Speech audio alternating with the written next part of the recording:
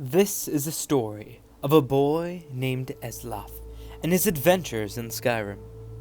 This first retelling is but one of 4 parts of Eslaf's life. I am not the original author. Revan deserves that credit. But rather, I am a mediator, telling and spreading Eslaf's story for the ears of those who care to listen. This is Eslaf's story. Eslaf was the last of the litter of 5 born to the queen of the prosperous Nordic kingdom of Erogard, Lapracopa and her husband, the king of Erogard, Udlaf. During pregnancy, the queen had been more than twice as wide as she was tall, and the active delivery took 3 months and 6 days after it had begun.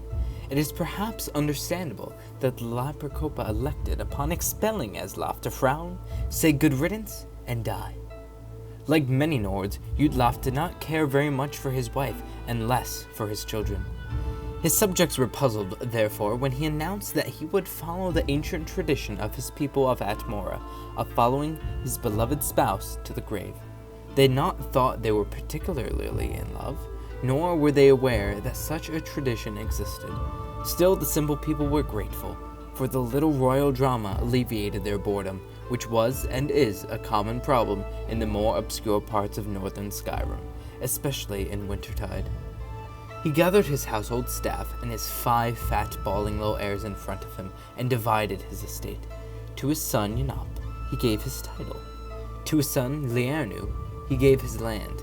To his son Soybud, he gave his fortune. To his daughter Lysifitra, he gave his army. Udlaf's advisors had suggested that he keep the inheritance together for the good of the kingdom, but Udlaf did not particularly care for his advisors, or the kingdom, for that matter.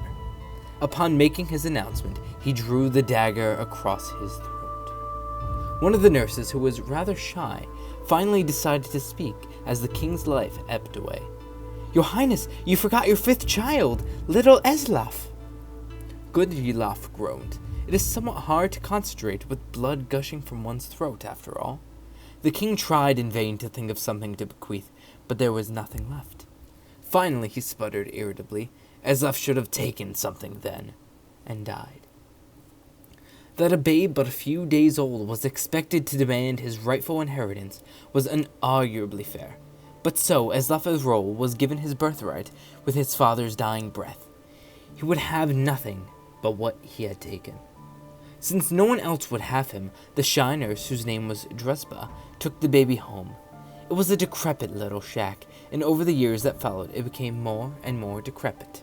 Unable to find work, Drusba sold all of her furnishings to buy food for little Eslaf. By the time he was old enough to walk and talk, she had sold the walls and the roof as well, so they had nothing but a floor to call home. If you've ever been to Skyrim, you can appreciate that is scarcely sufficient. Drusba did not tell Eslaf the story of his birth, or that his brothers and sister were leading quite nice lives with their inheritances, for, as we have said, she was rather shy and found it difficult to broach the subject. She was so painfully shy, in fact, that whenever he asked any questions about where he came from, Drusba would run away. That was more or less her answer to everything: to flee.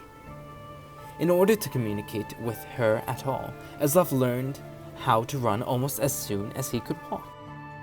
He couldn't keep up with his adopted mother at first, but in time he learned to go toe-heel, if he anticipated a short but fast sprint, and heel-toe if it seemed Drusba was headed for a long-distance marathon flight. He never did get all the answers he needed from her, but Eslaf did learn how to run. The kingdom of Erogard had, in the years that Eslaf was growing, become quite a grim place. King Yanap did not have a treasury, for Soybud had been given that. He did not have any property for income, for Liarnu had been given that. He did not have an army to protect the people, for Lysifitra had been given that. Furthermore, he was but a child. All decisions in the kingdom went through Yanap's rather corrupt council. Had become a bureaucratic, exploitive land of high taxes, rampant crime, and regular incursions from neighboring kingdoms. Not a particular unusual situation for a kingdom of Tamriel, but an unpleasant one nonetheless. The time finally came when the tax collector arrived to Dresba's hovel, such as it was, to collect the only thing he could, the floor. Rather than protest, the poor, shy maid ran away, and Eslaf never saw her again. Without a home or a mother, Eslaf did not know what to do. He had grown accustomed to the cold open air in Dresba's shack, but he was hungry. "May I have a piece of meat?" he asked the butcher down the street. "I'm very hungry." The man had known the boy for years, often spoke to his wife about how sorry he felt for him, growing up in a home with no ceilings or walls. He smiled at Eslaf and said, "Go away, or I'll hit you." Eslaf hurriedly left the butcher and went to a nearby tavern. The tavern keeper had been a former valet in the king's court and knew that the boy was, by right, a prince. Many times he had seen the poor, ragged lad in the streets and sighed at the way fate had treated him. "May I have something to eat?" Eslaf asked the tavern keeper. "I'm very hungry." "You're lucky I don't cook you up and eat you," replied the tavern keeper. Eslaf hurriedly left the tavern. For the rest of the day, the boy approached the good citizens of Erogard, begging for food. One person had thrown something at him, but it turned out to be an inedible rock. As night fell, a raggedy man came up to Eslaf and, without saying a word, handed him a piece of fruit and a piece of dried meat. The lad took it wide-eyed as he devoured it. He thanked the man very sweetly. "If I see you begging on the streets tomorrow," the man growled, "I'll kill you myself.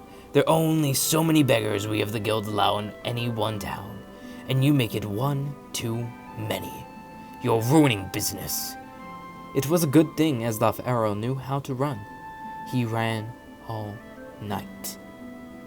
Eslaf Errol's story is to be continued in the next part, Thief.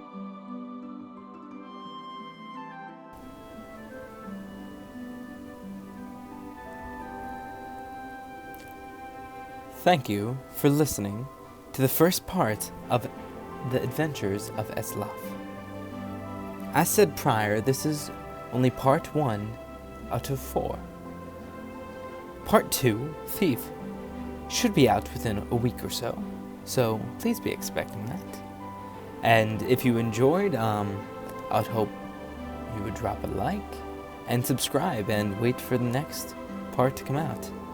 There's a little bit of the video left, so I hope you enjoy the remainder of the drawing and have a wonderful day.